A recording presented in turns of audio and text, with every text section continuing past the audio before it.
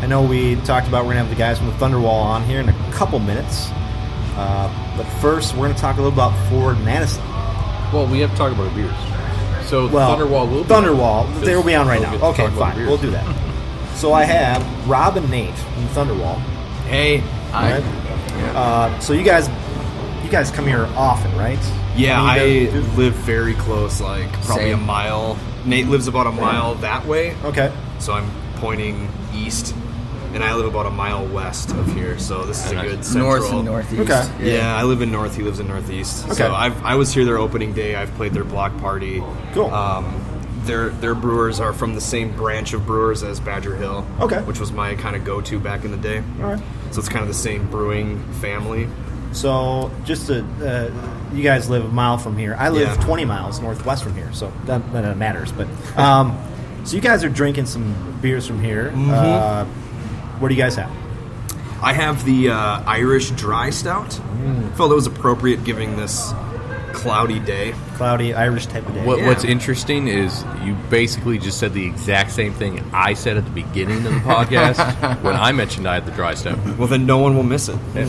Yeah, I've got the Miraculum. I mean, this is my third, and I'm not dissatisfied with any of the brews I've been picking up here. Sure. So It's like their flagship. Is the yeah, the Miraculum's fantastic. I really enjoy this one.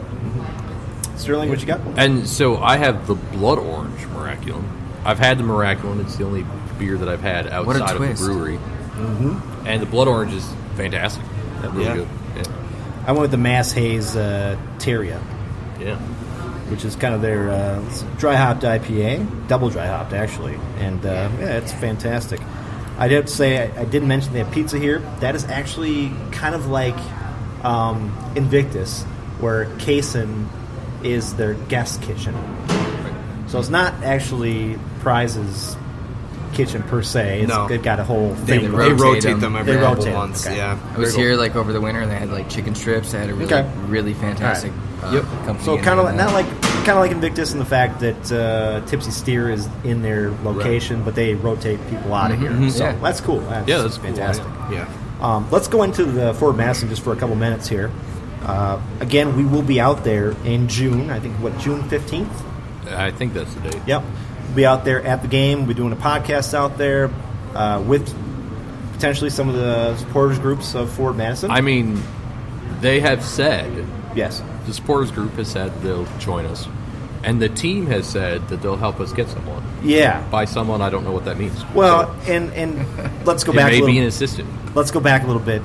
Ford Madison did, and we talked about this. Ford Madison did start their own podcast out there, which is very impressive. I've listened to it a couple times. I have too.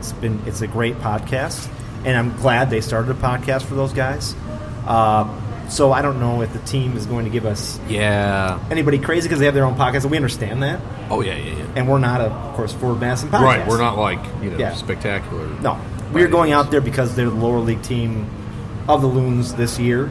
Yep. And there will be potentially some players that we'll see on the Loons upcoming, probably at the game. I know St. Clair will be still there, I'm sure. Yep, and Toy's there. And Toy's there. Omsburg is there sometimes. Yeah. And Manly's there. So we're road tripping in June out to Madison, and that'll be fun. They've had a couple. When did they start the season? So they started the season. Well, the home opener is tonight. Yeah, home opener is tonight. Yeah. They started the season 2 weeks ago. They've had one game. 2 games. And the last game they had was actually against the Badgers. Yeah, it was a friendly against University of... Okay. But so Orlando City, they played the last regular season game. They played against Orlando City B. They won 2-1. So that was their first regular season win. Okay. Josiel Nunez and Sean Russell had the goals in the 58th and 70th. It was a comeback because Orlando scored early. Manly and Toy started. And, that's about all I got. They've got their home opener tonight against Greenville. And it's a sellout. It's a sellout. There's a lot of excited people. They, again, we'll say it again on this podcast, they have done some great things on social media. Ford Madison has. I gotta say, their branding is impeccable. Their branding is Incredible. great. Yeah, it It's looks incredible. great. I fully intend on picking up a kit when I swing through Madison next week. I'm going to pick up a kit before we go. Yeah. Either a jersey or a T-shirt. I want to get a flamingo. Yeah. Yep. And they're very. You post something on their website or on Twitter about them, and they like it or they retweet it or they're very into. And we posted about going out there, and the team responded and said, "Yeah, we'll get you guys somebody." It's like, really, you're gonna get? We're nobodies, so, you know. But I think the whole community of Madison and outer communities too have embraced the whole Ford Madison thing. Yeah. And the sell out there is going to be fantastic. They posted some great beers they're going to have out there, which I'm excited about. Yeah, didn't they just post their They have their own beer. branded. Yeah, they have the brand. I just saw that on Twitter yesterday, which is awesome. With a 1 barrel, Yes. and it's called the Cherry Kolsch. Yeah, it's Oh, Yep. nice. So It's pretty Yeah. sick. Like, Yeah. that's awesome. And they put it in. The nice thing too is they put it in cans. Exactly. So you can Sixers. buy it in sixers. Yeah. I So love you can me a buy good it in Kolsch. Madison. Yeah. Yep.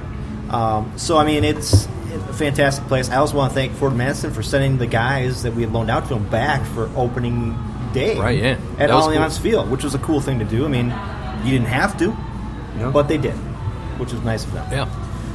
So Ford Madison will be out there in June. Again, we have the guys from Thunderwall on here. Robb and Nate are here to talk about it. Yeah. Let's get into it, guys. Yeah, for sure. Thunderwall is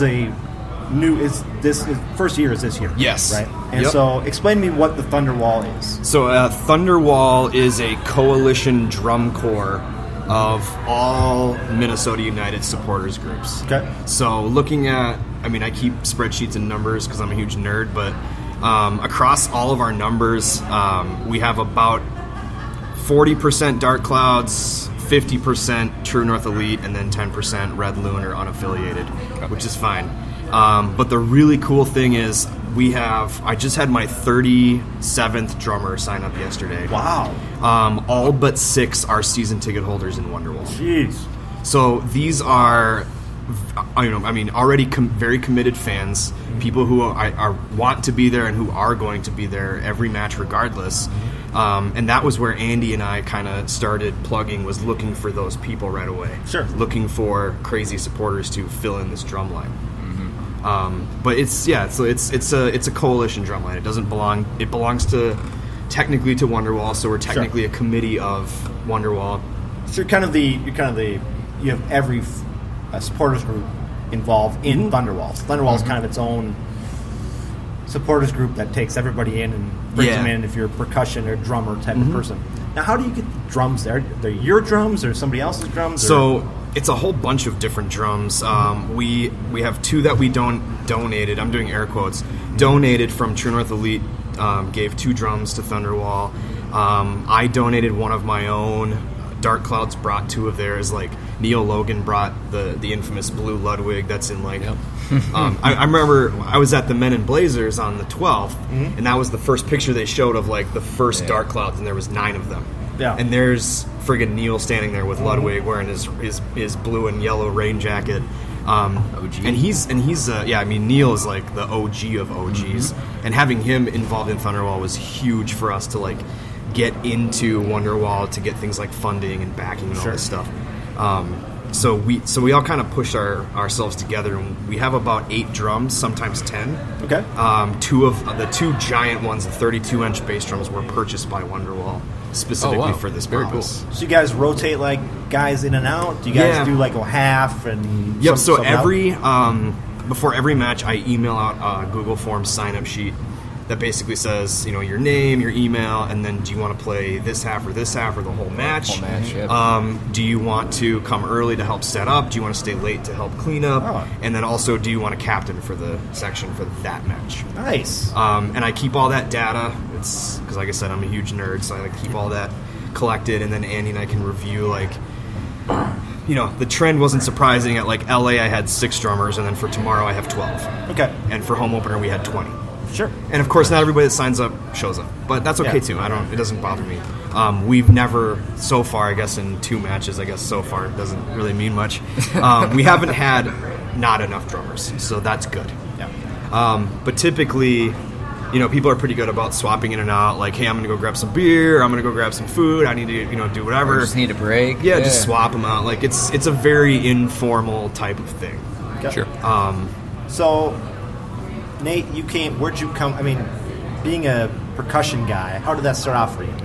I mean, I'm not actually from Minnesota. I'm from like Michigan originally, and so Okay. like I came over here to go to school at McNally Smith while it still existed in St. Paul. Sure, yeah. R.I.P. R.I.P. Um, Yeah, and I don't know. I just kind of came over here. I grew up going through like the high school circuit and through elementary school, playing soccer and being involved in that sort of a community. And I got Sure. really into like the Premier League, as many people do. Mm-hmm. I don't know. I never really had an attachment to any particular team within the American, Sure. culture for it. But then I came out here, and I remember it was kind of funny too, because I came out here for the first time ever with my parents, and we were looking for like things to do, and there was a game at the Sportsplex in Blaine. Oh yeah. And so I actually still have an old scarf. What year was that? That would have been 2012 or 13. Wow, back in the old days. Were those days? It's like That's 2012, 2013. the ending of the stars, right? Yeah. It was before I actually moved out here, so Yeah. it would have been before 2013, because that's when I moved out here. So, I mean, and I've always been, like, I was in marching band and that kind of stuff. Sure. And I've been in and out of, like, groups every now and again, like, for other, like, projects and stuff in different So you have genres.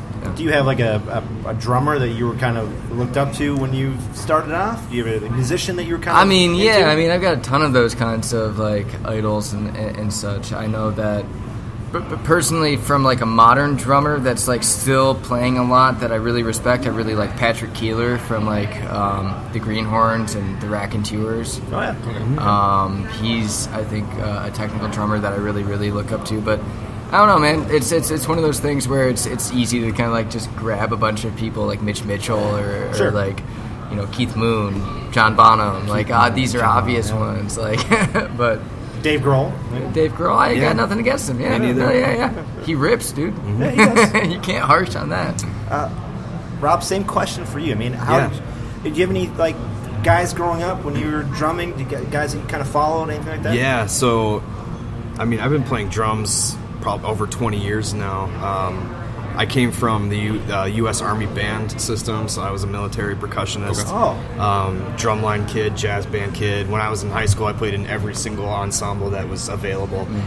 I never made music my career, but growing up, I listened to a lot, like, obviously the classic dudes, like he said, Mitch and Bonham and Keith Moon, Ginger Baker, and those guys. But it was really the jazz, like the jazz cats that really got me into like really getting serious about drumming. So guys like Tony Williams and Art Blakey and Brian Blade.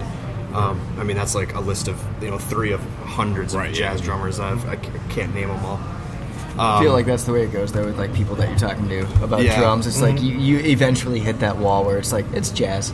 So no drummers from the hair band era, like Motley Not Crue. really. No. I have a soft spot for Vinnie Paul from Pantera. Oh, I think he's a very underrated. Yeah. Was also R.I.P.